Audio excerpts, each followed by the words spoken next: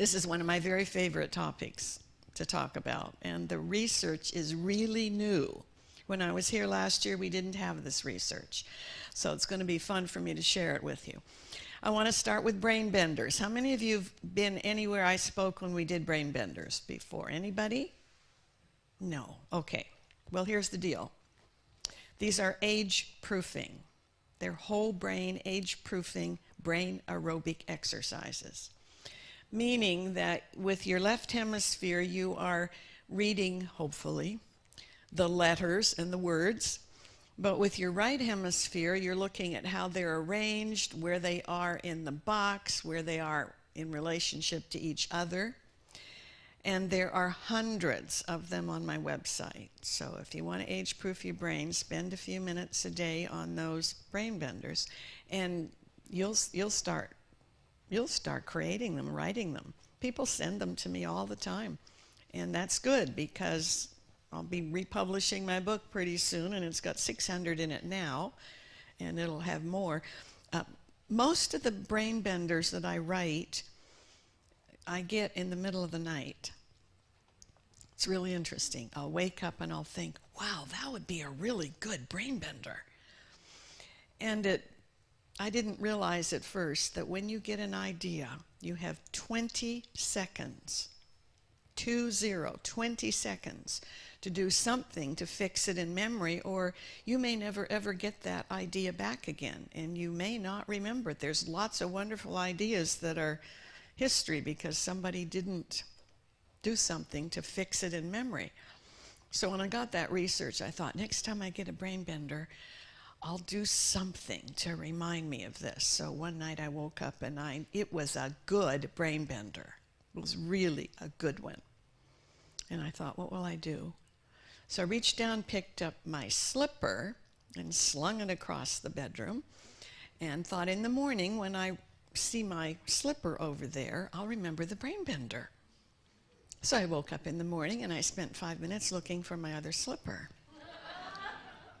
And my husband wanted to know what the slipper was doing over on the other side of the room. So that didn't work.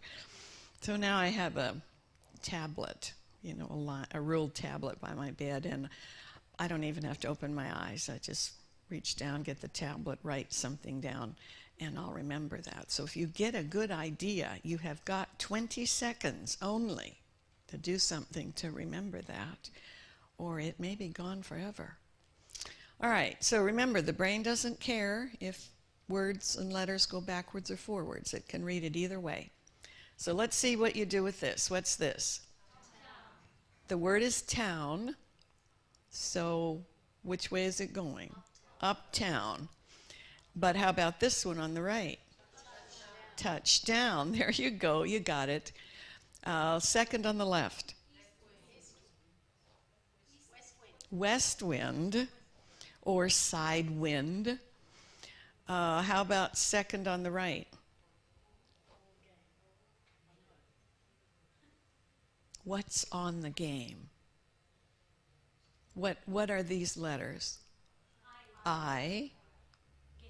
All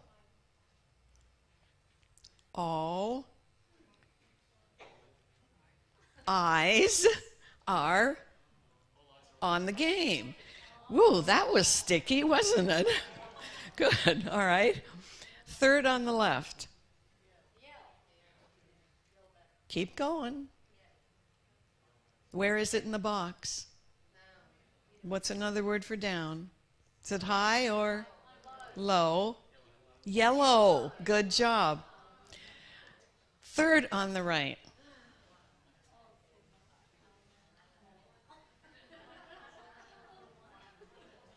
You can do that. One for all and all for one. All right. Bottom left. What kind?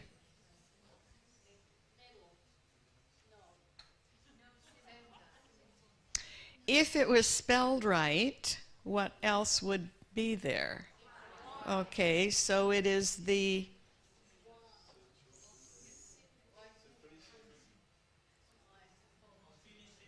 unfinished symphony. Good. And how about this one? The word is broken promises. Works. All right. Now, if we did another one, you do it in half the time, because this is a learned skill. As soon as your brain gets used to it, it just clicks away. Several years ago, I was asked to lecture in a penitentiary for males. I've done it once. I've been invited back, but I've never gone back because it was a little disconcerting experience. But I agreed to go speak at the penitentiary.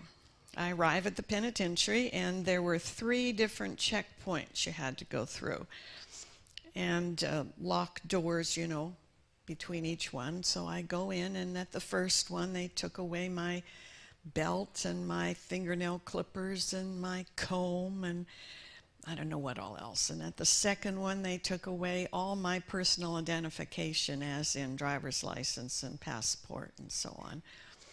And by the time I got to the third one, I basically had on my clothes and my coat, and that was it. And at the third one, they put a big red heart on the outside of my coat. And they said, now you're going to need to walk from here across to the place where all the cells are. And avoid running. You just walk calmly over there, because there are guards at all the turrets, and they will have their guns trained on you. And if you should start to run, they might think you were a fugitive, and they'll aim for the heart that's on the outside of your coat. And I'm going, what am I doing here? So after I got to the, I don't know what they called it, the house, the place where all of the cells are, this great hulk of a guard says to me, all right, now you're going to walk down Main Street. And I'm looking around for a sign, and I said, what's Main Street? He says, it's the hallway between the rows of cells. Now, he said, I want you to walk straight ahead. I don't want you to smile. I don't want you to look to the right or the left. You just walk clear down, and the chaplain will meet you at the end. I'm thinking, you know, I've been around since the late 1800s. Nobody's going to do anything to me. And he says, well, if they should take you hostage, you just need to know we will not rescue you. I really started getting a little nervous. So finally I arrived at the chaplain's office, and he takes me into a room, and it was probably at least this big. And he brought me up front and sat me down on the stage, and he said, when the clock strikes 7, all of the men, and we have several hundred here, all of the men who want to hear your talk about the brain, their cells, the door will be released, and they'll come in. And so pretty soon men start coming in their jail clothes, sitting down, and they just sat there and looked at me, just stared at me. And that was a different feeling, to be sitting up there and not a sound, and people are just staring at me. Finally, the place filled up. There must have been 100 and some men. The door locked, and here's the guards with their guns. And the chaplain introduced me. And I'm thinking, how am I ever going to get this started? How in the world can I knew I wanted to do some brain benders, but everything was just so quiet and serious. So I stood up to speak, and I said, this is my first experience lecturing in a penitentiary. Kind of puts a different spin on captive audience. Couldn't believe I said that. It's dead silence, and I thought, oh boy, I've really dug a hole now. And all of a sudden, this big guy in the middle, bright red hair, he's taller than Pastor Marty, and about 3 of him for muscle. He slaps his thigh. I thought one of the guns had been discharged. And he said, well, fellas, I think she's going to be okay. So we started on brain benders, and I have never in my history of speaking in public ever had a group solve them so quickly. I couldn't even get to the next one. I mean, they'd have 2 or 3 solutions for each one. And we went through that in seconds. And I blinked and I said, my goodness, I've never in all my life had anybody solve a set of brain benders that fast. And the red-haired wonder said, well, just because we're in jail doesn't mean we're stupid. And one of the other convicts said, yeah, it does. We're in here, aren't we? So when I finally finished, it was amazing. I did 2 hours for them. They were supposed to leave at 9 o'clock. And they stood and clapped for 10 minutes. And they were saying things like, if we'd had any idea about brain function, we wouldn't be in here. And one of them said, I know now how not to come back here. It was amazing. But the clock is going after 9, and they're supposed to leave. And I was getting a little nervous, so I finally just backed up and sat down and was really quiet, and finally they left. So they asked me back the next year, but as I said, I haven't gone again. That was a very sort of scary experience for me. But I'm delighted they learned something. All right, gender differences. Here we go. Gender differences form the foundational layer on what I call the who I am pyramid.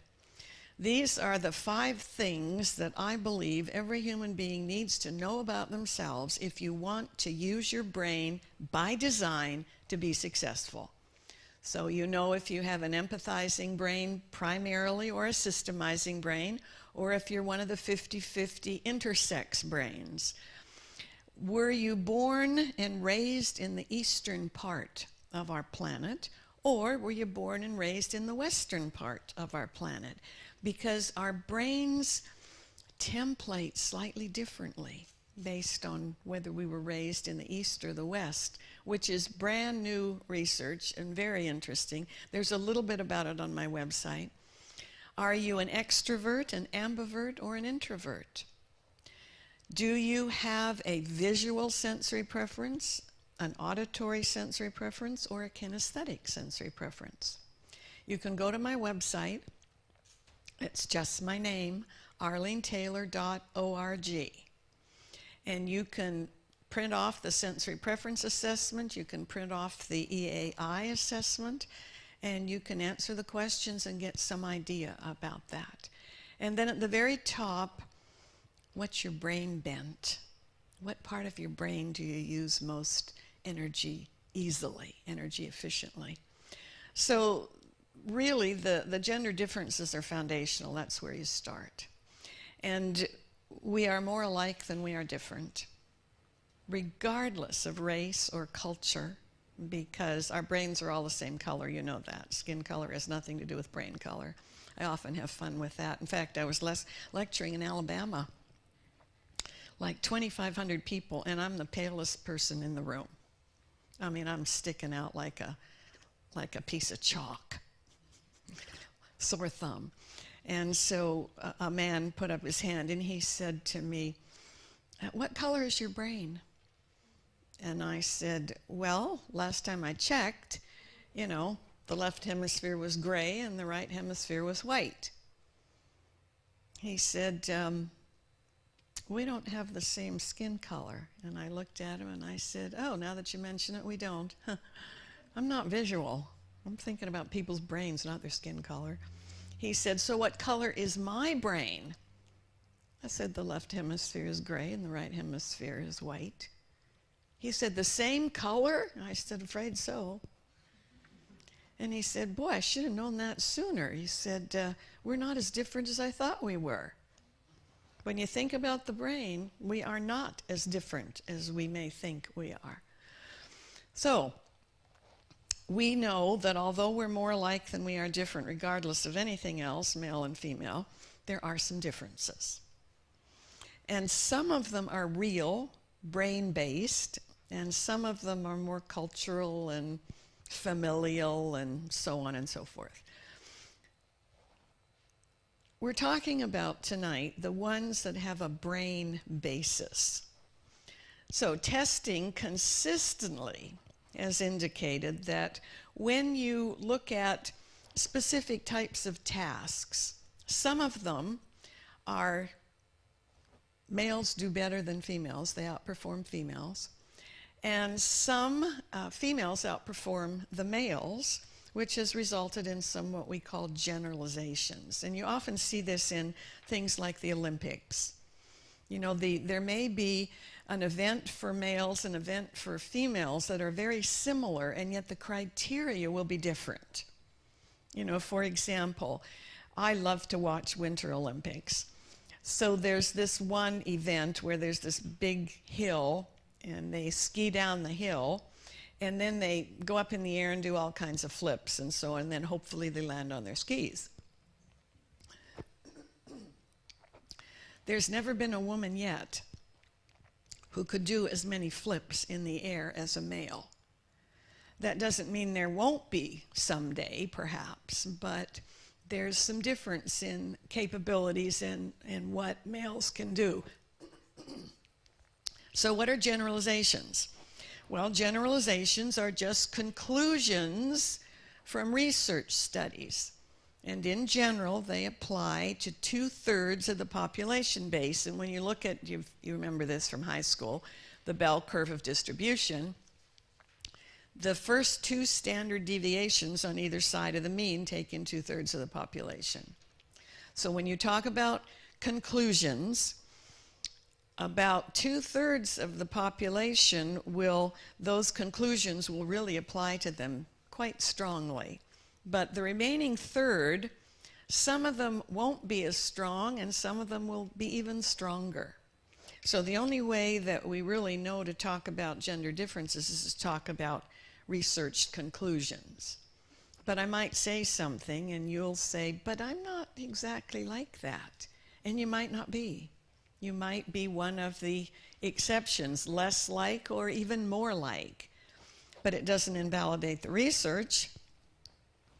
It's just another example of every brain on the planet is different.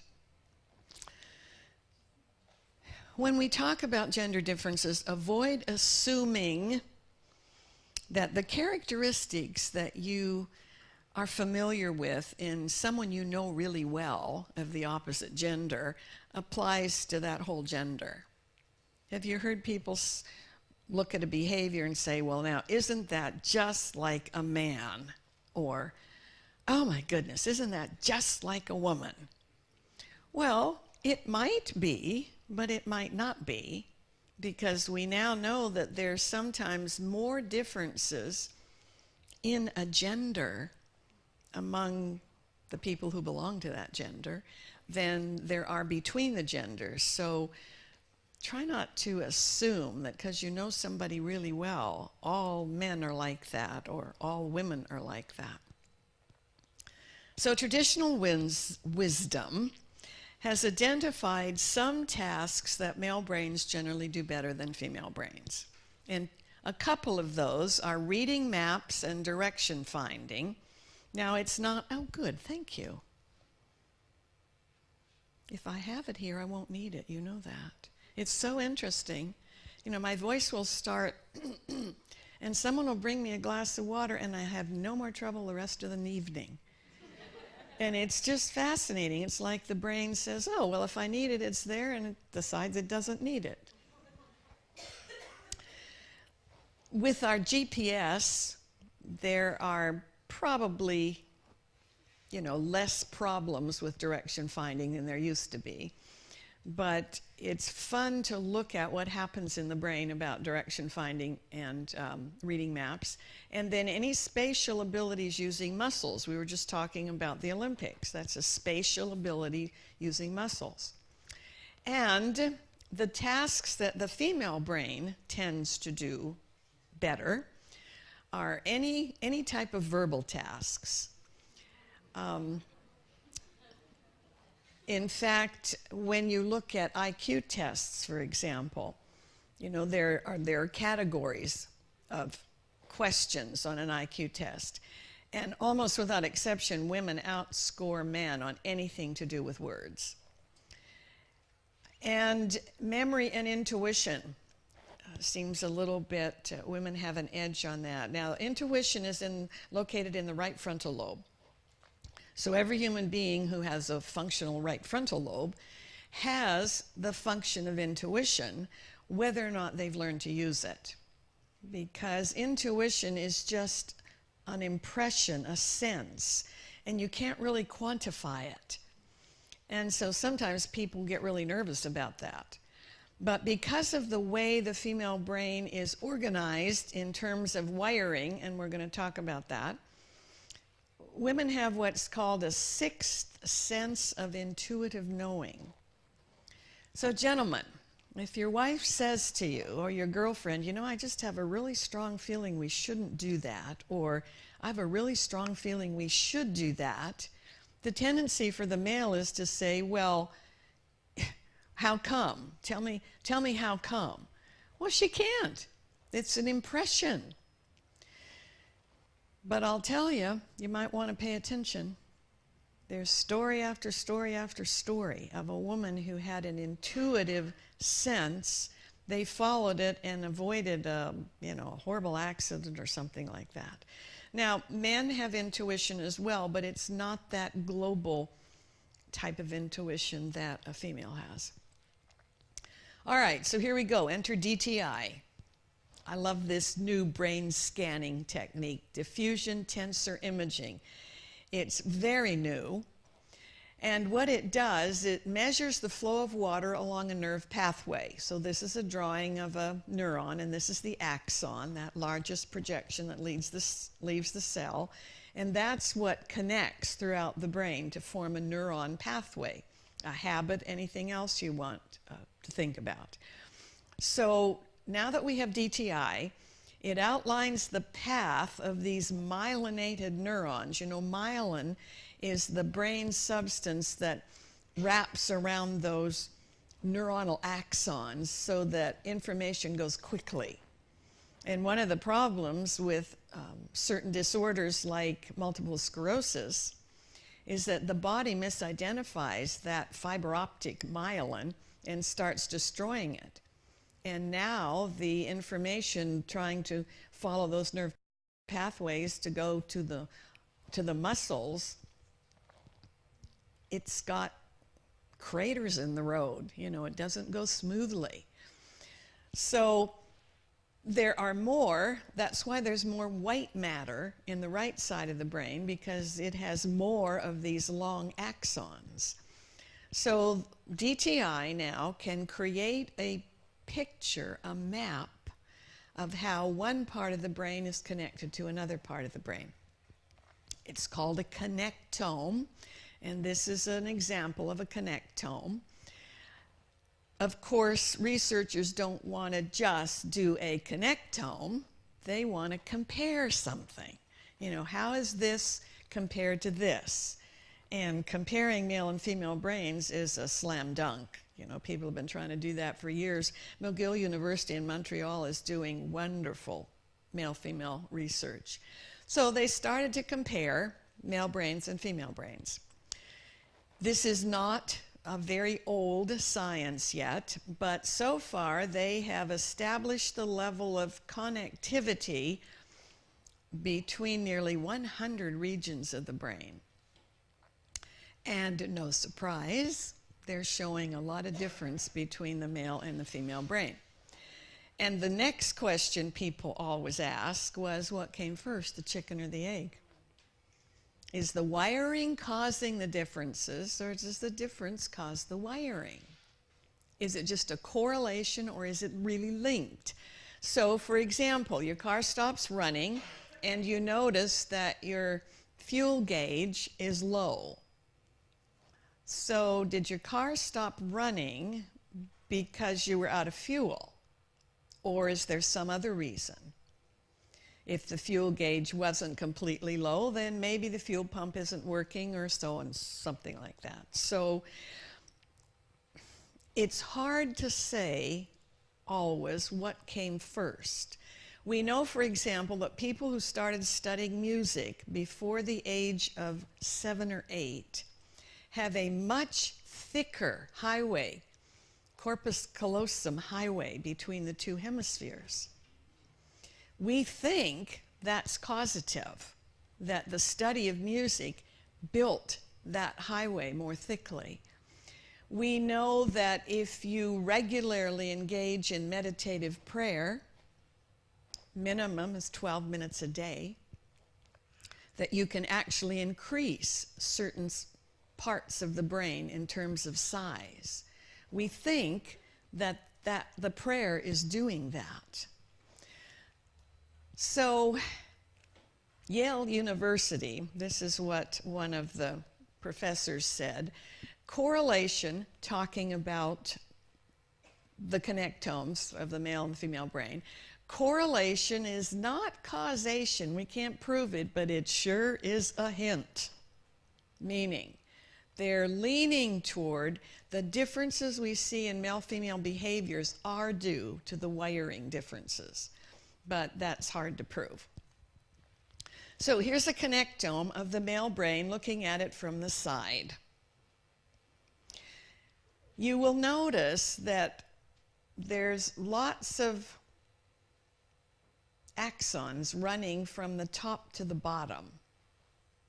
There's only one place where the connections between the left and the right hemisphere was greater than in a female brain, and that was down here in the cerebellum, which has everything to do with motor control, which is probably the reason, and the fact that, you know, a male of my comparable size would have 3 times the upper body strength and twice the lower body strength. So lots more muscle tissue, plus greater links with the cerebellum, which allows them to use those muscles in a spatial way. I was asked to speak to the National Organization of Women once.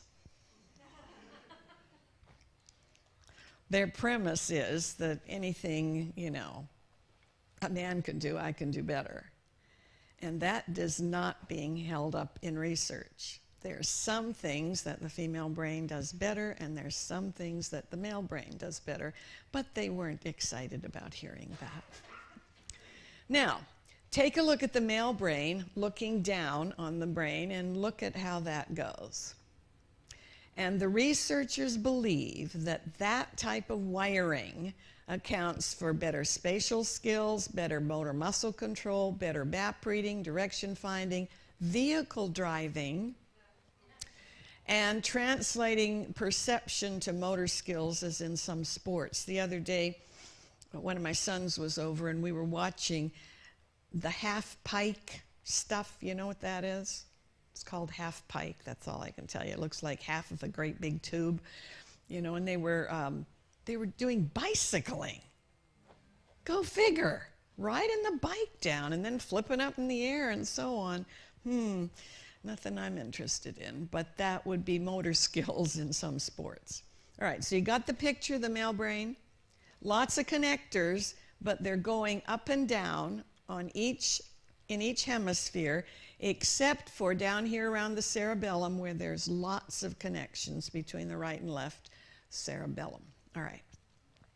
Now, here's a side view of a female brain. What do you notice?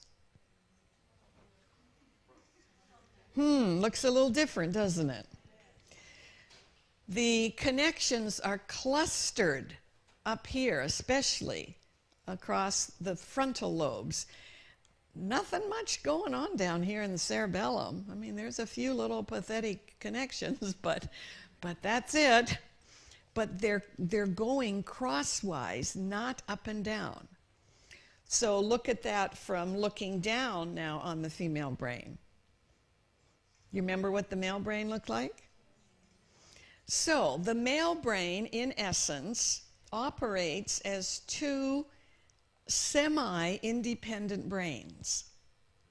The female brain does not. If any part of it's on, it's all on. because of so many of these connections. And women need to understand that, because it takes less energy to run a male brain.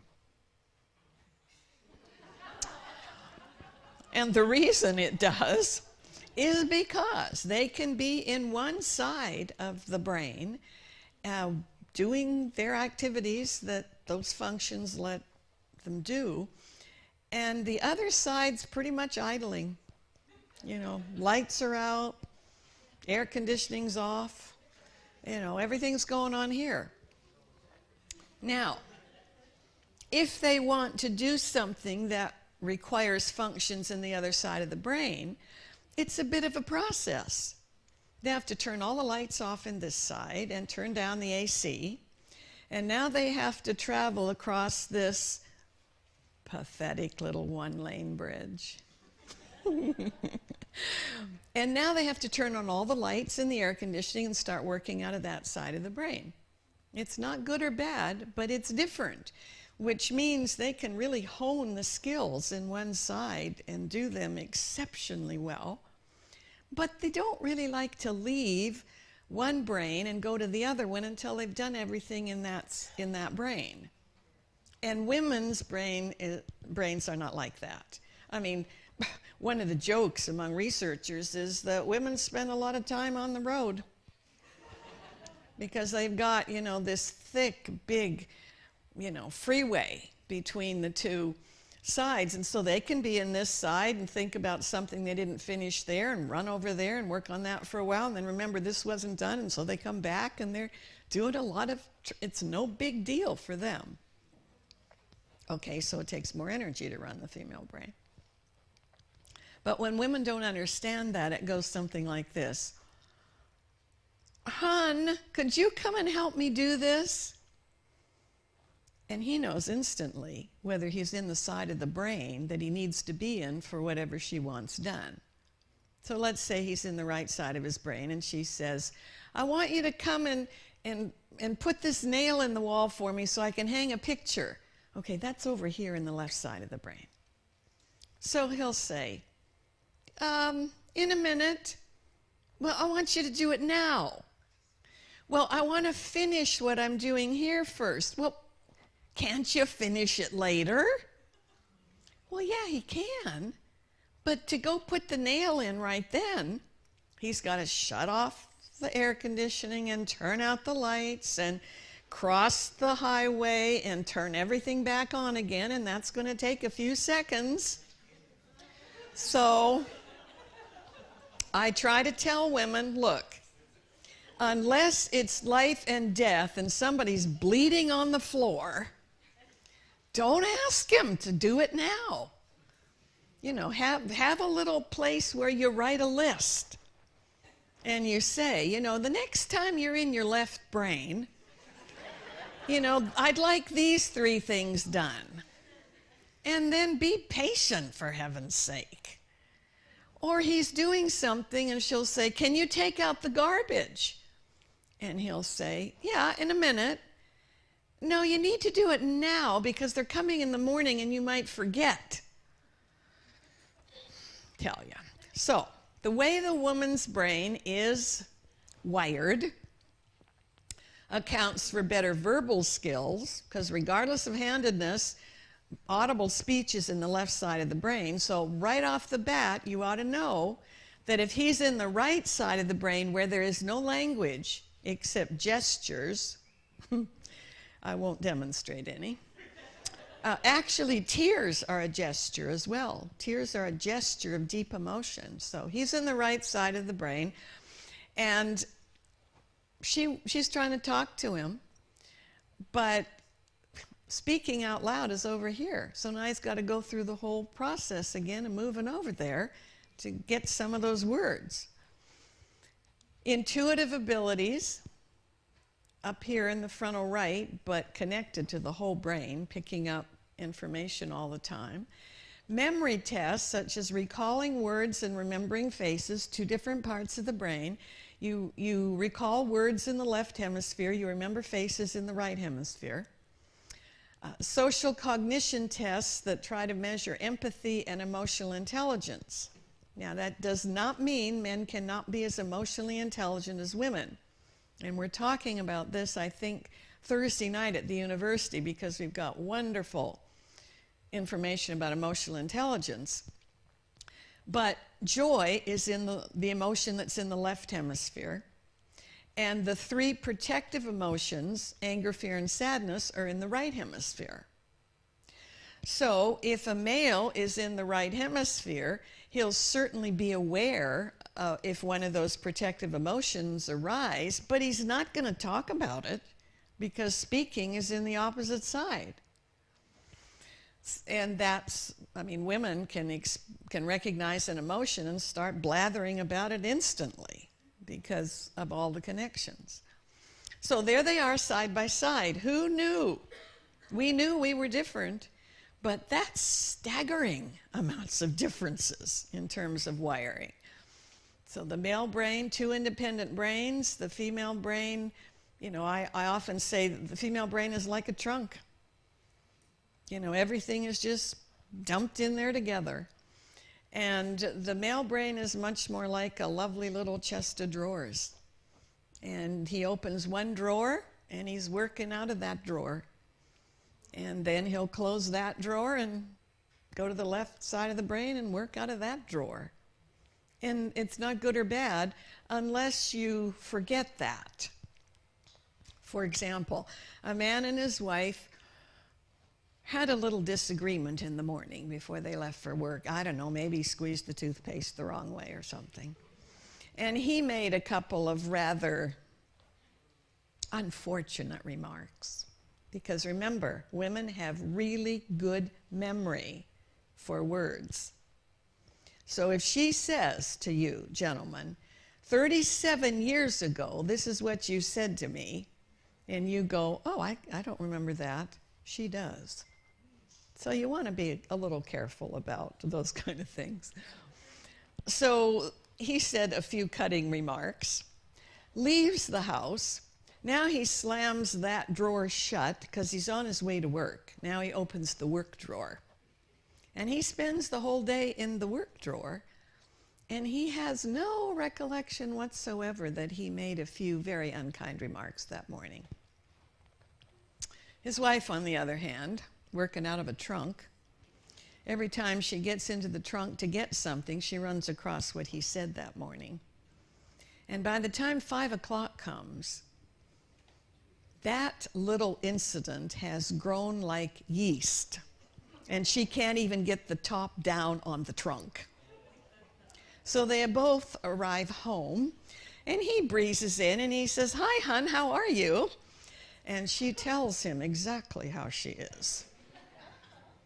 And he has no, oh, did I say that this morning? I mean, he put that in a drawer and shut it and never got it out the rest of the day. So I tell men, you might want to, as you're on your way home, remember what drawer you had open when you left. Because there might be something that you want to show up with. Roses, depending what it is you said. And women need to, you know, women have to do a metaphor because everything's in the trunk. So this is my metaphor. I have a little hat box in the corner of my trunk. And if something happens that's really egregious, I don't want it to color my whole day and every interaction I have. So I put it in the hat box and slapped the lid down on it. A woman said to me, but you still know it's there. I said, yes, I know it's there, but it's the difference between opening the trunk and there's a dead rat in it, and opening the trunk and there's a paper bag and you know there's a dead rat in it, but you're not really seeing it. So, you know, it can help to some degree, but that's a big difference. Now, these connectome patterns only become apparent after adolescence. Up until puberty, the male brain and the female brain looks the same in terms of wiring. But the process of puberty and on into teenage years rewires the brain in terms of connectivity, apparently. So you might want to cut your teenagers a little slack because there's a lot going on in that brain to rewire it. And one of the things that happens during that rewiring is that their sleep and wake time are about 2.5 hours behind that of a typical adult. So mom and dad are falling into bed at 11 and telling the teenagers to go to bed, and they may go to their room, but they're not tired. They don't want to go to bed till 1 or 2. And finally they're ready to go to bed. Now the parents wake up at 6 o'clock and they're banging on the door trying to get these kids going. Their brains are not ready to come alive until at least 9. And I wish the educational system understood that, because teenagers need to be starting school about 10:30 or 11 in the morning and going till 5 instead of 7 in the morning till noon. And they do better and have better grades most likely and everything. So the connectome patterns develop at the same age of onset of the gender differences you see when you do psychological testing. So they show up, they become hardwired, if you will, at the time when all the secondary sexual characteristics are beginning to develop. You know, men are getting more facial hair, and as in the case of my 3 boys, they're driving me crazy with the magnifying glass looking for one hair that will justify they could shave. And breasts begin to develop in females and external genitalia changes, and when that happens, you know that the brain is being rewired. There's another time when the brain gets rewired, and that's during menopause. And the researchers believe that when a woman goes through menopause, especially if she has hot flashes, that's a signal that the brain is rewiring itself for wisdom for the rest of her life. And when you look historically at women, most of them make their major contribution to the world after puberty, not before. You know, their major contribution other than raising kids and keeping the home together and so on. Now, I mentioned a little bit about this, but this is the research from the book Brain Sex. Protective emotions are in the right hemisphere, speech is on the left, and that's the reason females can express emotions in words much more easily and almost instantly. We only talk about 4 core emotions: joy, anger, fear, and sadness, because those are the emotions that you can see on the face of the fetus during a woman's pregnancy, depending what's happening to the mother. So if she's being abused, that little fetus will have, you know, fear on its little tiny face, and so on. And because of the 2 independent brains and speech being in one side and protective emotions in the other, males find it more difficult to talk about emotions at all, but certainly instantly. The years I was a school nurse, we'd see this all the time. You know, the teacher would say to the little boy, "Why did you do that?" Well, that is a ridiculous question in the first place, because the brain cannot answer the question why. It's not possible. The brain could give you maybe some ideas of what might have been going on when you chose that behavior, but cannot answer the question why. So you say, "Why did you do that?" And the usual answer is, "I don't know." And then the teacher will say, that's not an answer. You can stay in that desk during recess till you can come up with an answer. So we teach the kids to lie.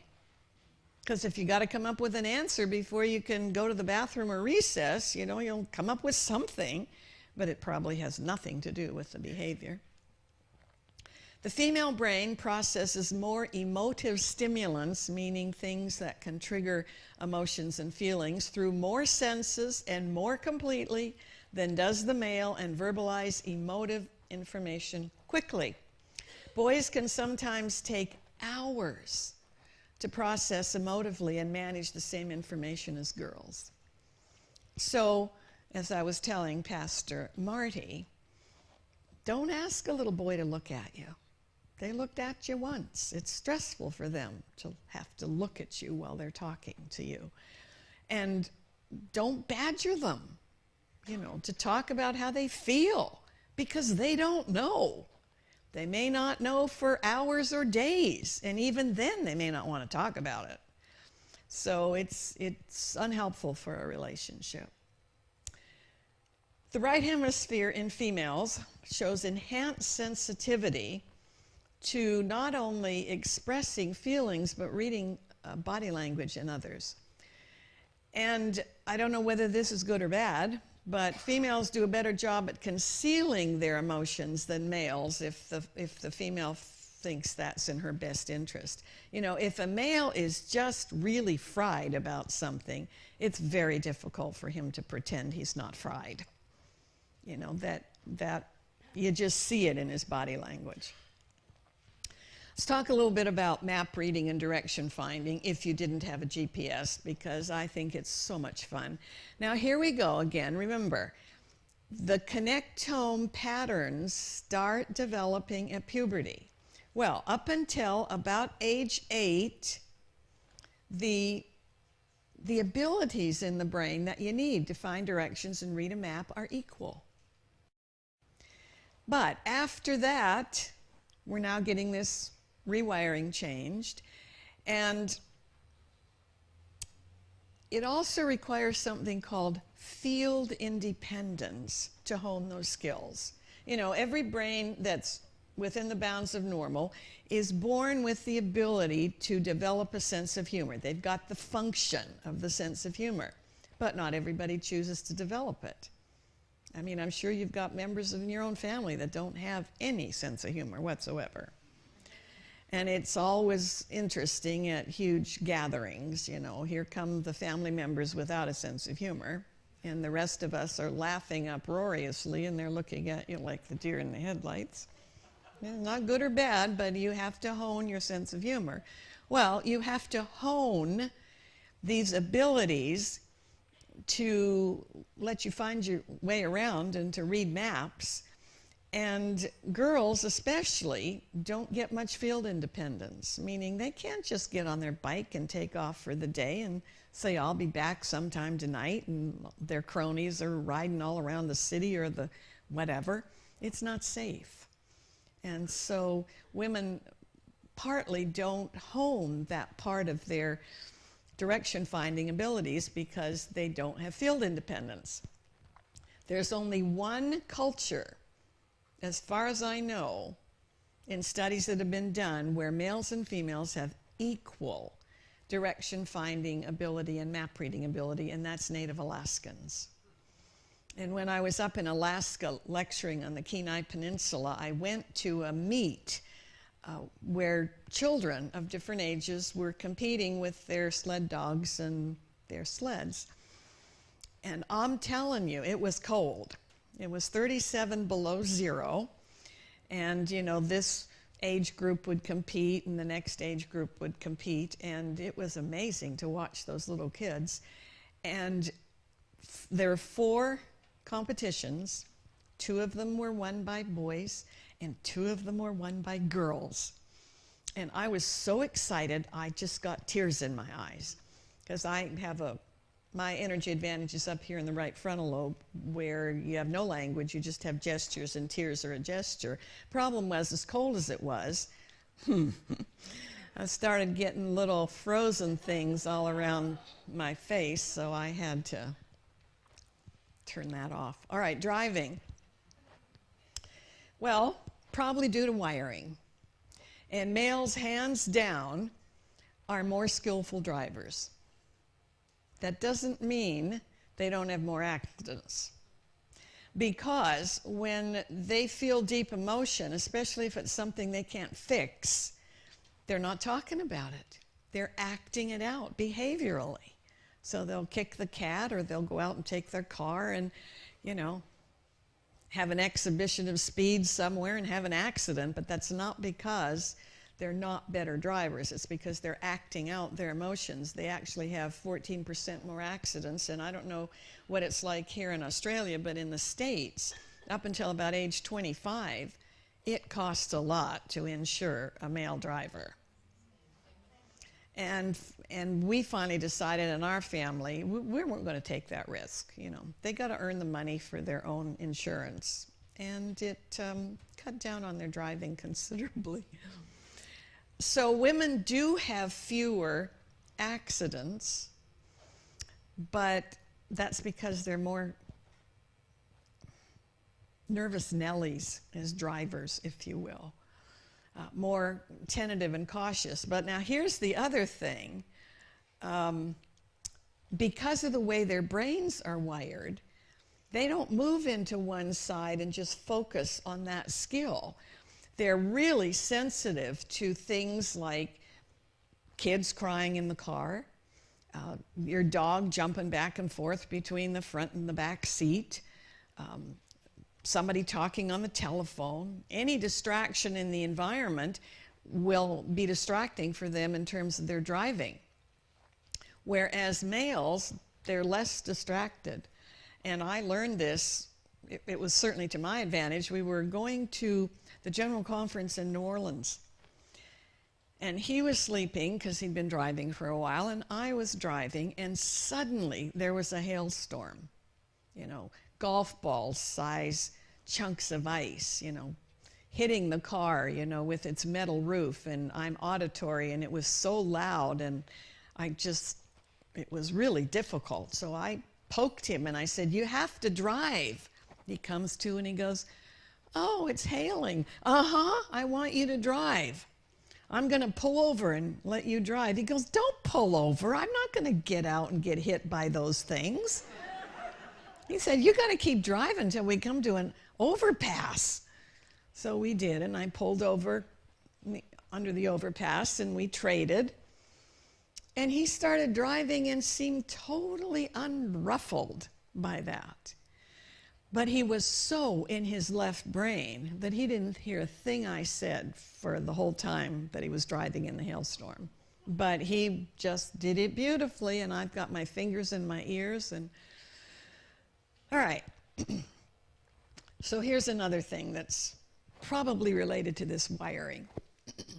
You put 30 male primates in a cage, lock them in, leave them there for 24 hours. When you come back 24 hours later, they will have rank ordered themselves from 1 to 30 in a vertical pecking order.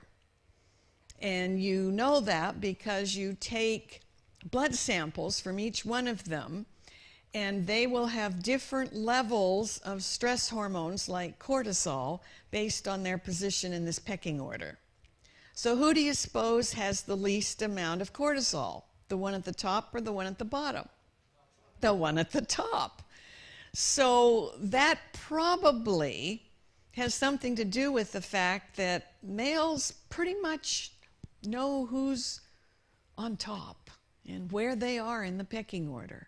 And of course, everybody would like to be at the top. You put 30 female primates in a cage, lock them in, and 24 hours later, they never, ever have rank ordered themselves 1 to 30. Doesn't happen. What they have is a few little groups of individuals, and maybe there's a group leader, but there's no rank ordering. And so we say that the female brain is very collegial, whichever way you want to pronounce it. And asking directions is easy if it's a flat organizational chart. But the male brain is much more hierarchical. And so if a male asks somebody for information, the person who has the information is automatically a little higher on the pecking order for that particular episode because they've got more information, which is somewhat artificial, but we see it all the time. So we're in New Orleans. We have a hotel room. We can see the Superdome right out of our hotel window. So I need to be there at 8:30. I was getting some kind of award of some kind. And so I said, I think we need to leave about 8 o'clock. That should give us plenty of time because we can see the Superdome, but I really need to be on time. Oh, he says, that's fine. So my husband and I go out in the car at 8 o'clock and we start driving. And we drive and we drive and we drive and we get further and further away from the Superdome. There's so many one-way streets in New Orleans that you turn on one and it takes you down a rabbit warren. So about 8:15, I'm getting nervous because we're twice as far away from the Superdome now. So I made a tactical error in judgment. I said, why don't we stop and ask for directions? He goes, I don't need to stop and ask for directions. I can get there. Could he get there? No. Of course he could get there. But maybe not by 8:30. But he could get there. He's got a decent sense of direction. So now it's 8:20, and we're getting further and further away. So I said to him, stop at the next gas station. He says, I'm not going to ask for directions. It's probably some 18-year-old kid who doesn't even speak English. Okay, where would that put the 18-year-old kid if he's got the directions? So I said, well, stop at the next gas station anyway because I have to go to the bathroom. Oh, he says, fine, I'll stop if you have to go to the bathroom. Okay, by then I really did. So I go into the gas station and I ask him where the restroom is. I used the restroom so I would not be lying because lying suppresses immune system function and I need to be healthy. And on my way out, I say to the 18-year-old kid, how do I get to the Superdome? Oh, ma'am, he says, it's really easy. You just go out here, make 5 right-hand turns, and the last one will take you right into the parking lot. So I hop into the car and I go, okay, turn right, make 5 right-hand turns, we'll be in the parking lot. He says, I thought you had to go to the bathroom. I said, I did, but I also asked for directions. And we walked in at like 8:29 and a half. So, women are innately, typically, much more willing to ask questions and ask for directions. It's the fastest way to get information, and we don't have any of this hierarchy stuff. Remember, we don't have hardly anything going up and down in our brains. It's all going crossways. And a male will go to great lengths to avoid asking directions because everything is hierarchical. Now, having said that, you guys are also bright enough to know that sometimes it's really not a good idea to be wandering in the wilderness for 40 years. And you might be able to ask for directions and not take it personally, hierarchically. Now, the other thing that in the States where we really see this acted out, and I don't know what it's like in Australia, but I will tell you what it's like in the States, is that when a woman is asked, you know, can you tell me where such and such is, she will start to give object-specific directions. She uses landmarks, not miles, not kilometers, not north, south, east, or west. So it would go something like this. Can you tell me how to get to the library? Yes, I can tell you that. You keep going down this road. You know, you'll go through the first stoplight, but just keep going. Then you'll see a Golden Arches, a McDonald's on the left. Don't turn there, but you just know you're on the right road. And keep going, and pretty soon you'll see a big school on the right, and you'll see all of the playground equipment and stuff. When you see that, start counting signal lights. And so if you count 3 signal lights after you see the playground with all the equipment, at the 3rd signal light, you don't want to turn there. But you will know that right after the light, you will turn. And so now you'll turn right, and you'll turn right when you see this little dinky shop that, you know, cuts poodles and so on. And you tell that to another woman, and she's already made a picture, and she knows exactly where she's going. You tell that to a man, and his eyes are glazed over before you even start talking about the Golden Arches, because men don't do that kind of directions. Men give specific distance directions, and usually north, south, east, or west. So I was lost in Detroit. I had a rental car. And I finally pulled in, I'd been looking at the map, nothing was making sense. Pulled into the gas station and I said to the man, "I'm lost." And he laughed and he said, "You and half the world." I said, "This is where I need to go. Can you tell me how to get there?" And he thinks for a minute and he says, "Sure, I can tell you how to get there. All you do is go south for 3 miles. Then you go west for 2. Then you go south again for another mile or 2. Turn east. After about 700 yards or so, you will have arrived where you need to go." The first instruction was south for 3 miles. I said, "Which way is south?" I thought he was going to lose it. He said, "Don't you know which way is south?" I said, "No, I know up and down." "Well," he says, "south is that way." And I said, "Which way?" "That way." I said, "Look, pal, when I drive out of this station, tell me, what do I do?" "Well," he says, "you drive out and you turn to the right and you stay that way for 3 miles. I said, "Oh, that's south." "Yes," he said, "that's south." I said, "Okay, so 3 miles south. Now what did you tell me to do?" "I told you to go west for 2 miles." And I'm going, all right, which way do I turn to go west from south? Okay, now I have to put myself in the map. Okay, I'm going south. Oh, west. West? I said, "Just tell me, do I turn right or left?" I mean, the guy his eyes were glazed over. I finally figured it out. So, those of you with a male brain, if you're giving instructions to a female, and it's, as I said, it's not so bad with the GPS now, except there sometimes the GPS doesn't work and it doesn't have programmed to where I need to go, and then that's really scary. If you're giving women directions, you need to tell her objects to look for. Now, that's assuming you've had your eyes open enough to recognize the objects, because men don't do this.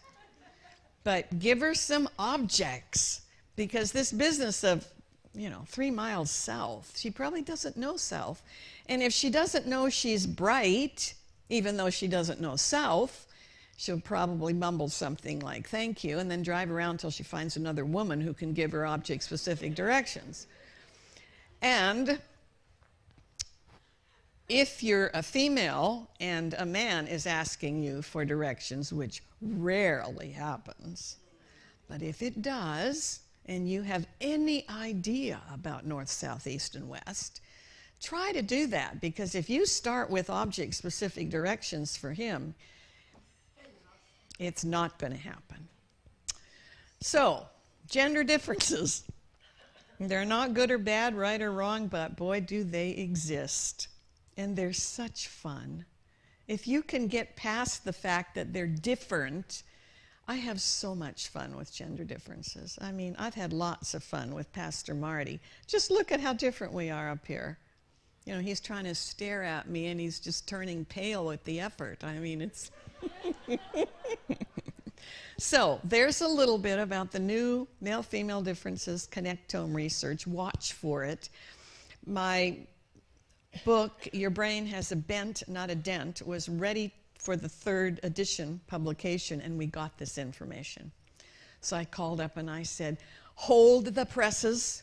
I got to add some of these pictures." So those of you who've seen that 3rd edition, you'll see some of these connectome pictures in it.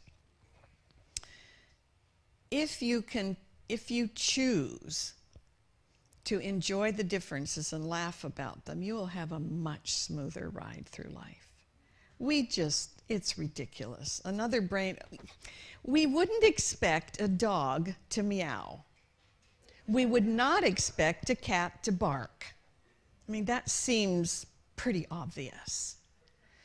But we expect each other to think like our brain, and it's not going to happen.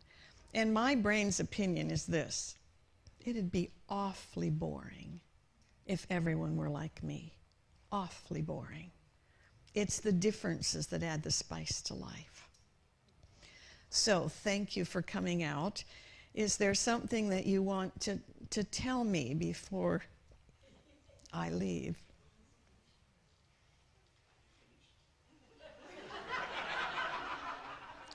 I will be. Here. Were you wanting to know about questions? Were you talking to me then, or were you talking to everyone? I was talking to you. Oh, okay. Well, no, come back. I was looking right at Oh, you. here you take this one back. I wasn't looking at you. Obviously, you were not. What did I tell you? I was looking right at you.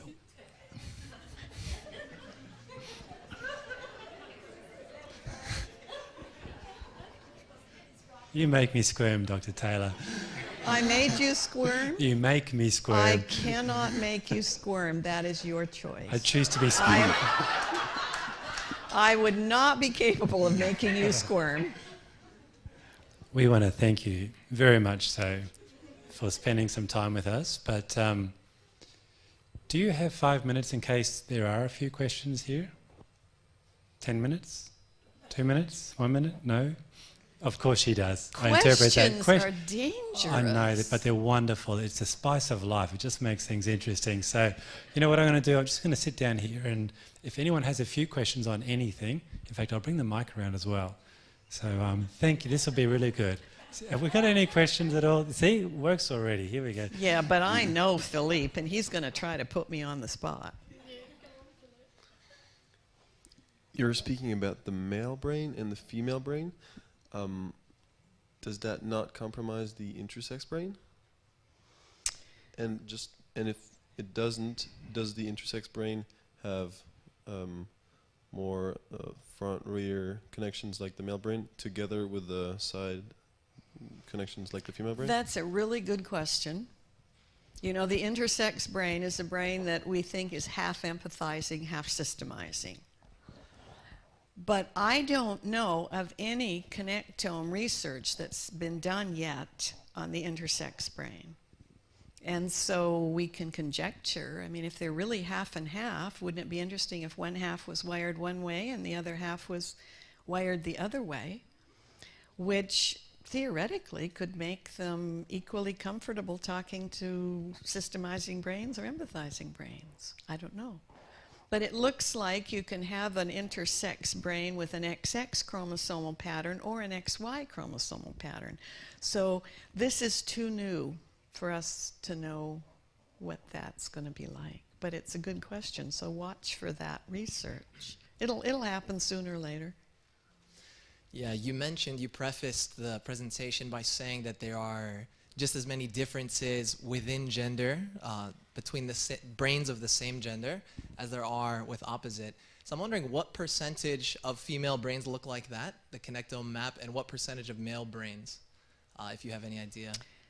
This is bell curve research, so they're saying that at this point it looks like it clearly applies to 2/3 or more of the population.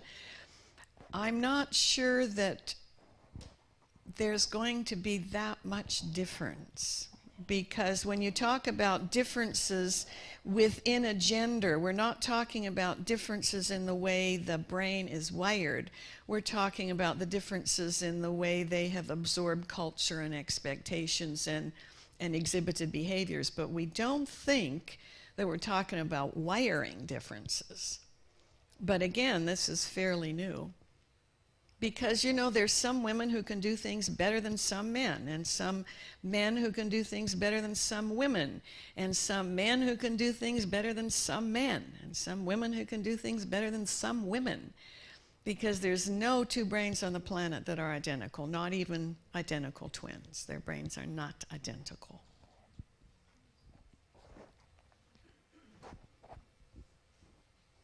Just look at him. He brings me up here and lets me be on the hot spot, and he's just cruising around out there.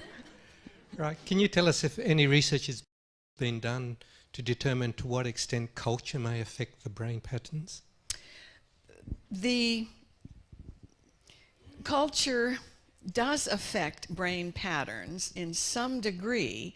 I alluded to that when I talked about the research that your brain may be structurally slightly different if you're born and raised in the eastern part of our planet versus the western part of our planet.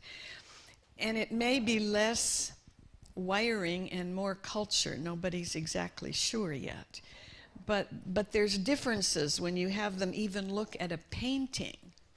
And one type of brain will look at the detail, and the other type of the brain will look at the big picture. And there's small differences, but they're interesting. And right now people are saying that if you want to make a whole brain decision about some complex matter, then you need to have a lot of brains at the table. You need to have empathizing brains and systemizing brains and brains from the East and brains from the West, because they each will bring a different perspective to the problem. And you'll have a different solution. It won't work for anybody, but it will work for everybody, if you know what I mean, because it won't work perfectly for any one brain, but in the collective wisdom, the solution will work for more groups of people.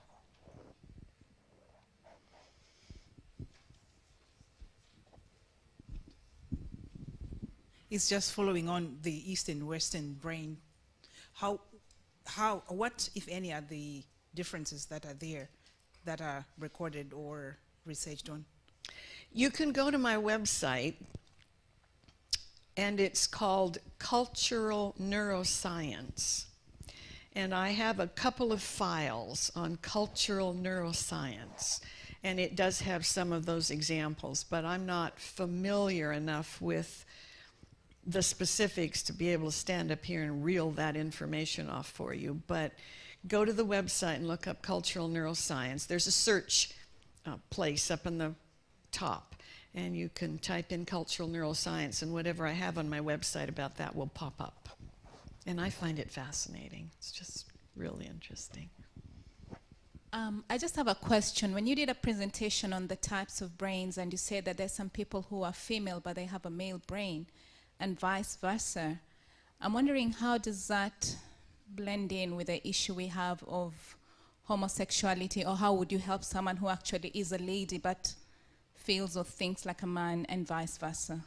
The fact that a female brain is in a male brain, or a male brain is in a female body, has nothing to do with sexual preference.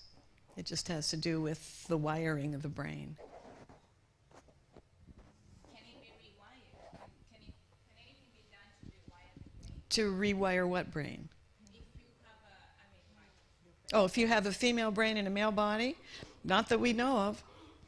The hardware doesn't seem to change. I mean, you can do all kinds of things with the software, the habits you've developed and so on, but, the scripture is really clear, the leopard doesn't change their spots. And as far as we know, you don't change the hard wiring of the brain. The most recent name in the news in America is Bruce Jenner. And some of you probably even remember, all the things he did when he was in the Olympics. It was amazing. His entire life, he has not felt like a man. He's felt like he had a female brain. And finally, he's decided to do something about it.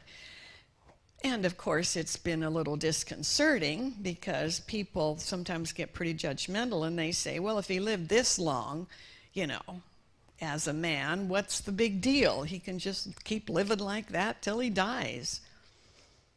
Well, all I can say is it must be very, very, very uncomfortable to feel like you don't belong in your body. So that's not something that I could make a judgment about. I think that's an individual journey for a person, and I would support them in whatever they think they need to do, because it must feel horrible. Dr. Taylor, we hear about nurture and nature. Good kids come from bad families and bad kids come from good families. What's your comment on that, please? That sometimes good kids come from bad families, and sometimes bad kids come from good families. By the age of 1 year, it's really difficult to tell what is driving the behaviors. Is it nature or nurture? Because they become so hand in glove intertwined. We come through the birth process with cellular memory from 3 or 4 generations back. That's not genes and chromosomes. That's the memory that gets filed on the protein strands in the nucleus of cells. So what my biological relatives did for 3 or 4 generations back, I will have that cellular memory in my body, and it will push me to do behaviors. The journey is to decide whether the urge that you've got is something that you want to follow or not. And there's always personal choice in things. The problem is that our prefrontal cortex isn't done till mid to late 20s, and that's where you make those fine decisions. So I was lecturing at a Methodist convocation in Texas, and I was talking about cellular memory in the brain. And the minister came up to me after with his wife, and they were both, tears were running down their cheeks. And I thought, oh dear, something awful happened. So I sat down to talk to them, and the minister said, we were unable to have biological children of our own. And so at some point we realized that there was a baby, a little baby girl, whose mother was giving her up for adoption because the mother was 15, unwed mother. And we adopted the little girl. And he said, we raised her and gave her every advantage we could think of. And when she turned 15, she got pregnant. And the church congregation landed on the minister and his wife and said, how did you parent this kid? I mean, come on, you're the minister. She's having an unwed child. What's that about? Well, they didn't know. They'd done their best with her. This is my brain's opinion. I also found out that they went back and found out that the mother of their 15-year-old was the child of a 15-year-old unwed mother, so they could take it back 3 generations. Now, if we had understood about cellular memory, and I was doing it, I would have sat the kid down, and I would have said, we've raised you in this family, but we know that you have different cellular memory than we do as your adoptive parents. And in your family, you're the 3rd generation that's had an unwed pregnancy at the age of 15. When you're 15, you're going to get the urge to become sexually active and perhaps get pregnant because that's your cellular memory. If you want to break that cycle and make a different choice, we are really here to talk to you about it and help you do that. But without that knowledge, she just followed the urges that she had, which probably came from cellular memory from her mother and grandmother. And you see that biblically, you know. Who was it? Abraham told the king that Sarah was his sister. Okay, was Sarah his sister? Yes, she was. Certainly she was his half-sister. But, you know, by omission, he didn't also point out that he happened to be married to her. Okay, fast forward a couple of decades, what does his son do? The same thing. The exact same thing. So this, you know, the Bible talks about onto the 3rd and 4th generations, and researchers are pretty clear that you get cellular memory from 3 or 4 generations back, and you pass it on for at least 3 or 4 generations. So it's called the science of epigenetics. And it's relatively new, but so fascinating. You can go to my website and look up brain references and click on epigenetics or cellular memory, and you'll see some of the research pieces there. So there's lots of things that go into, you know, kids making good choices or not so good choices.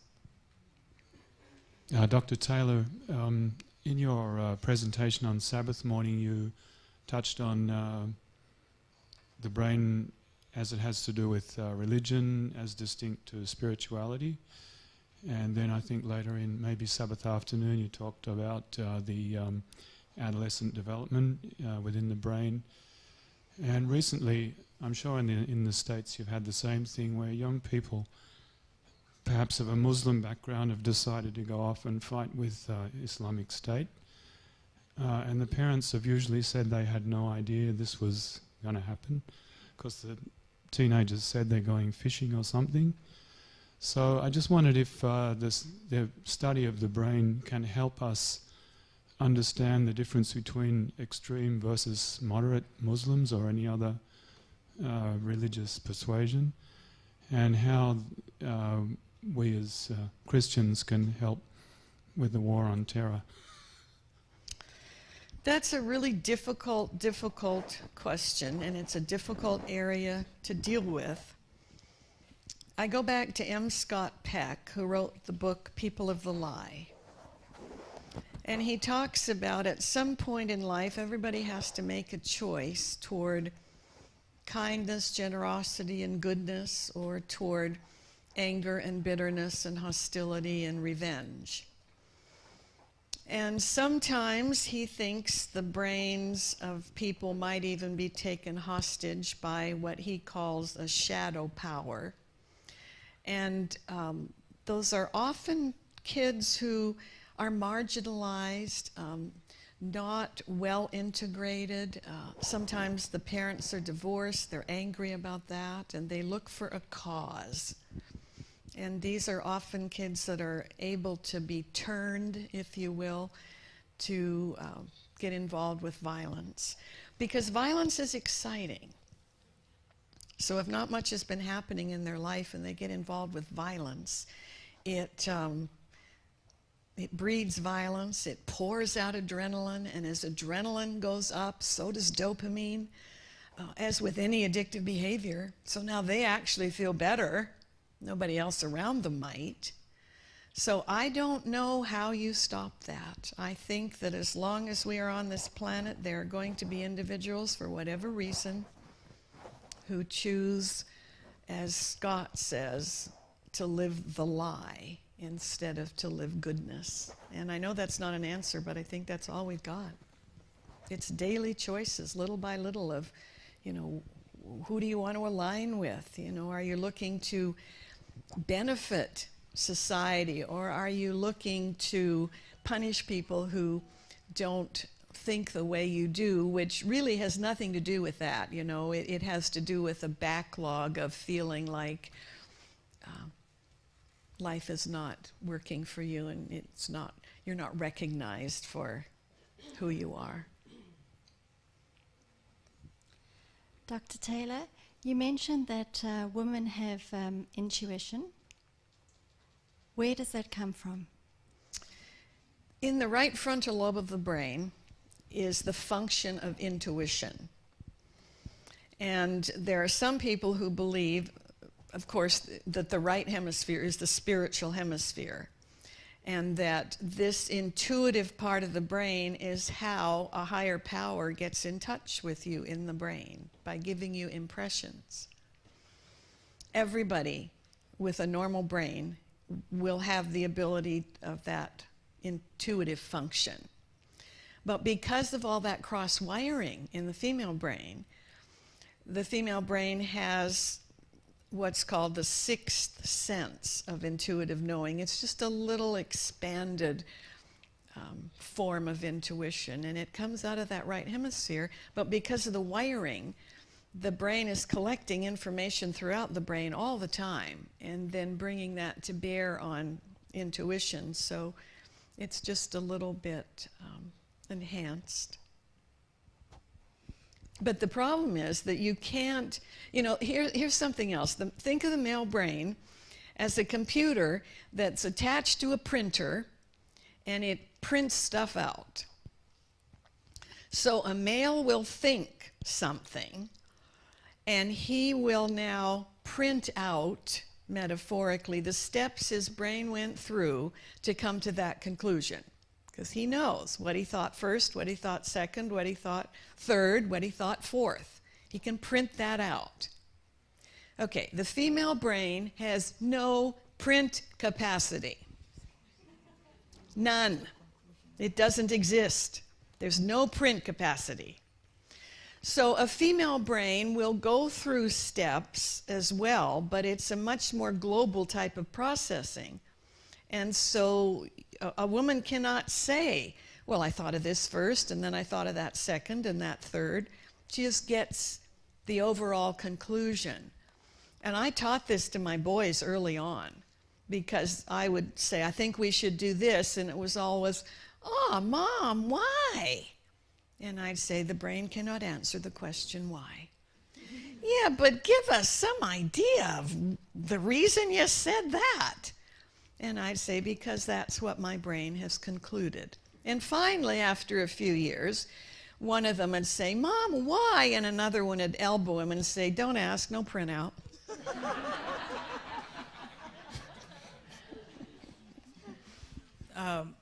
Going back to the nurture, is there a way of breaking the cycle of the cellular memory? Oh, I absolutely believe you can break the cycle. Or is it just our considered efforts in making choices that will break that inevitable cycle? Cellular memory is simply an urge to do something, and you won't maybe know what the urge is. I mean, where it's coming from. You'll just suddenly have the urge that, you know, I want to go see what it's like to drink alcohol. And then you find out, you know, after you're already an alcoholic, that your grandfather was an alcoholic, even though your, you know, father wasn't. Every time I get an urge to do something, I ask myself, is this rational? Is this something I want to do? Or is this just a cellular memory urge? For example, my mother was the first female in all our generations on the French Catholic side of my family who ever went to college. No woman had ever gone to college before. I loved her mother just to death. That little French grandmother was just one of the most significant people in my life. When I first started to be asked to speak in public, first few times I was just sort of uncomfortable up on the platform, and I kept thinking, what is it that's bothering me? And I finally came to the conclusion that I kept thinking about my feet. My feet were not comfortable. So I kicked my shoes off, and I never think about my feet. My father, the preacher, had an issue with that. He called me up the first time he heard me speak, and he said, Arlene, were you really up there on the stage at Pacific Union College without your shoes off? And I said, yeah, Dad, I was. And he says, but I don't think that's appropriate. And I said, well, I do a better job without my shoes on, and people don't care about my feet, they care about my brain. So I was talking to my mother about that, and she said, it's kind of interesting, Arlene. She said, you know, your grandmother was one of 13 children, dirt poor, and the nuns would not let children go to school unless they had shoes. And there weren't enough shoes for everybody. So your grandmother didn't get shoes until she was 15, and she married this guy from Ireland who bought her a pair of shoes. I mean, what a way to choose to get married. So I think I have cellular memory from my grandmother never wearing shoes, because my mother could never keep shoes on me. And I feel, you know, really close to her. So after a few years, my father kept telling me that this is not appropriate. I woke up one Sunday morning really early, not a morning person, and I thought, I've got it. I know I'm going to shut him down. So I called him on the phone 5 o'clock in the morning, and he, Arlene, is something wrong? In your whole life you've never called me at 5 o'clock in the morning. What's the problem? I said, there's no problem. I just realized the reason it's okay for me to take my shoes off every time I speak in public. Pause. Really? I said, yeah. All right, he says, lay it on me. I said, well, the Lord told Moses to take his shoes off. So I figured if it was okay for Moses, it's okay for me. He never said another word. But if you go through your life and ask yourself, what's the reason I chose this over that? You might have some cellular memory, which is the benefit of doing research as much as you can about your family. Where did you come from? You know, my mother's father grew up in Northern Ireland in Achill Sound. My great aunt still lives in a house with peat, up on a peat bog on the floor. I mean, my father used to look at my mother and say, well, as far as your family goes, the only way was up. And it's interesting to go back and see what happened and how that's influenced us, because it has. Having said that, if you recognize a behavior that you don't think is doing you any benefit and you figure it comes from cellular memory, the way you will break that is to start doing a different behavior, and you will rebuild your own cellular memory.